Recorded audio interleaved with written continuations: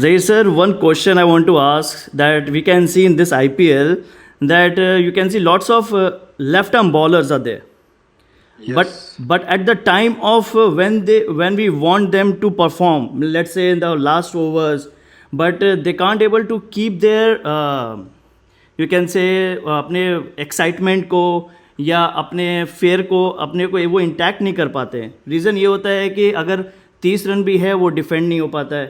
यहाँ पे 5 रन भी डिफेंड होता है. जैसे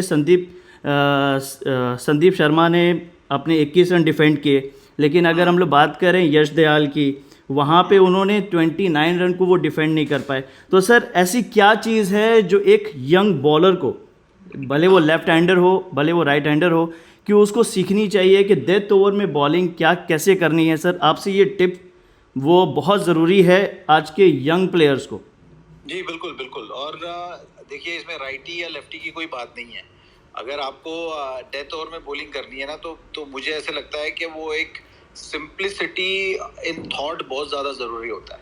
मतलब जब आप रनअप पे भाग रहे हो ना, तब आप ये नहीं सोचते हो कि मैं अभी यॉर्कर डालूं, कि मैं बाउंसर डालूं, या मैं वाइड स्लोअर वन डालूं.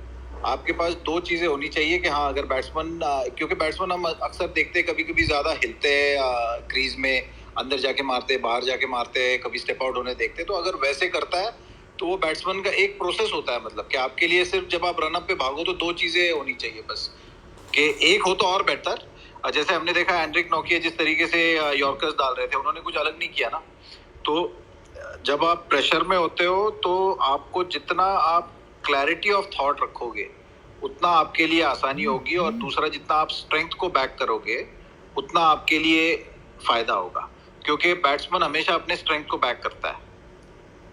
आप कभी भी किसी भी बैट्समैन से सुनते हो ना, तो यही कहता है ना कि हाँ, ये मेरा एरिया था इसलिए मैं उधर मारने को, अगर उधर गेंद आएगी तो मैं मारूंगा. सो वैसे ही गेंदबाज के लिए भी बहुत जरूरी होता है कि तुम्हें पहले तो ये देखना है कि तुम्हारी स्ट्रेंथ क्या है, दूसरा ये देखना है बैट्समैन की स्ट्रेंथ क्या है. तो कभी कभी स्ट्रेंथ टू स्ट्रेंथ मुकाबला भी आप कर सकते हो, कि बैट्समैन की भी स्ट्रेंथ है यॉर्कर को अच्छा मारना, और तुम्हारी भी स्ट्रेंथ है यॉर्कर डालना. तो आपके पास चॉइस है. अभी मैं देखता हूँ कि कभी कभी गेंदबाज अपने स्ट्रेंथ से हट जाता है, क्योंकि वो किसी और को यॉर्कर मारने की स्ट्रेंथ है, तो मैं वाइड यॉर्कर डालता हूँ, लेकिन मैं डाल नहीं सकता हूँ, तो मैं खराब वाइड यॉर्कर डालने से अच्छा है एक अच्छा यॉर्कर ही डाल दूँ. तो वो जो चॉइस होती है ना, वो बहुत ज़्यादा ज़रूरी होती है, और उसमें क्लैरिटी होना बहुत ज़्यादा ज़रूरी है.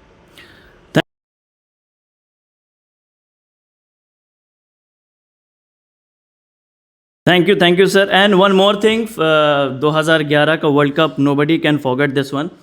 सर आपकी जो बॉलिंग रही है 2011 के वर्ल्ड कप के फाइनल्स में, people only talk about that the batsman ने गेम जिताया, लेकिन आपने जो गेम बनाया था सर वो क्या प्रिपरेशन थी आपकी? Sorry, I am just talking about out of the contest, but I just wanted to know कि वो आपने वो तैयारी क्या की थी फाइनल्स के लिए, बिकॉज आपके पहले के स्पेल और सेकंड स्पेल आपकी दोनों अच्छी गई थी. नहीं, तैयारी मतलब क्या है, आपको टीम को जिताना है, यही आपके जहन में होता है हमेशा. तो फाइनल का प्रेशर अलग होता है. आपने बात मतलब सही की है, फाइनल का प्रेशर उतना आसान नहीं होता, लेकिन मेरे लिए 2003 फाइनल एक एक्सपीरियंस के रूप से थी, कि मुझे पता था कि मतलब फाइनल का दबाव कैसे होता है, या अपने आप को कैसे मैनेज करना है.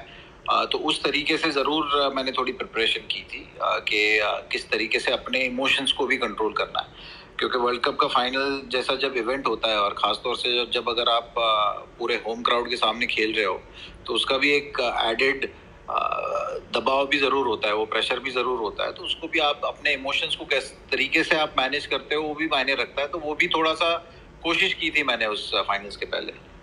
Thank you sir. Thank you for your time. Thank you sir. Thank you.